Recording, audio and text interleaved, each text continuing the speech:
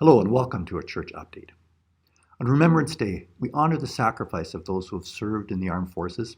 I hope you were able to attend a service, or if not, at least take a few moments to pause and express gratitude for the freedom that we enjoy because of the sacrifice of many. This update includes events of the coming month, as well as some of the Christmas events that are upcoming. Sunday school continues for children kindergarten through grade 6, and that will continue through a Christmas break and then resume again in the new year. The Romans Bible study, which we paused last week, resumes this week. It's Wednesdays at 1:30. A Bible study by J.D. Greer. It's on Right Now Media, and we view a video, and then we have a time of discussion, time of fellowship, and a little bit of a time of music as well. The Esther Bible study for girls grade 9 through 12 is concluding on November 20th. It's 2 to 4 p.m. That's a study led by Pam and Morgan Sly. A new event on the calendar, a women's Bible study put on by Bible Study Fellowship, a little mini-series on Elijah. We had the first session of that at our church last week, and there was a great turnout for that. One more session of that is on November 14th. And if you want to find out about Bible Study Fellowship, there's some links in the email update, and you can talk to Pam and she can tell you about it, or talk to someone that attended that and be involved in that. A lot of events are happening in December. December 4th, there's a combined Christmas service sponsored by the Tollfield Ministerial.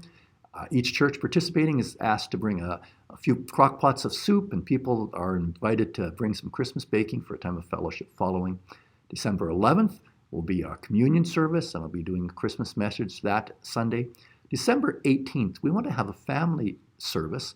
There isn't going to be a Sunday school, but we're inviting children and others to participate both in readings and music. If you can help with that, let me know, and we'll find a way to include that within the service. Christmas Eve, we will have a service here, 7 p.m. Christmas Day, however, we will not have a service. There will be a Christmas playlist, and I'll provide a Christmas message online, but we know that many people will be spending their time with families that day. January 1st, however, we're going to get together and we'll be able to eat again. We're going to have a potluck brunch. The brunch will take place right at our regular service time, and there's going to be time for fellowship, probably a little bit of time for worship and music, and also an interactive time with Scripture that we can do together as a family. There's a whole pile of community events, a light show out at Hastings Lake, Tollfield Winterfest, that's at November 25th and 26th with events like Stuff the Bus and other things, auction and supper at Cornerstone Academy, Christmas concerts put on by a choir in Edmonton that one of our worship leaders participates in, and in town, one of the churches is bringing in Phil Callaway for a banquet and a program. So you can check those out in the email update, or the bulletin board at church has posters about many of those events. In October and November, we focus on a Jaffrey project. That's a project that is the annual missions focus of the Alliance, raising awareness and funding to reach people in places where few or none have heard of Jesus. So donations to this Jaffrey project help to bring the gospel to places like South Asia, North Africa, and Senegal. So thank you for all who've been contributing to that project. Another project is the Operation Christmas Child Shoebox Project.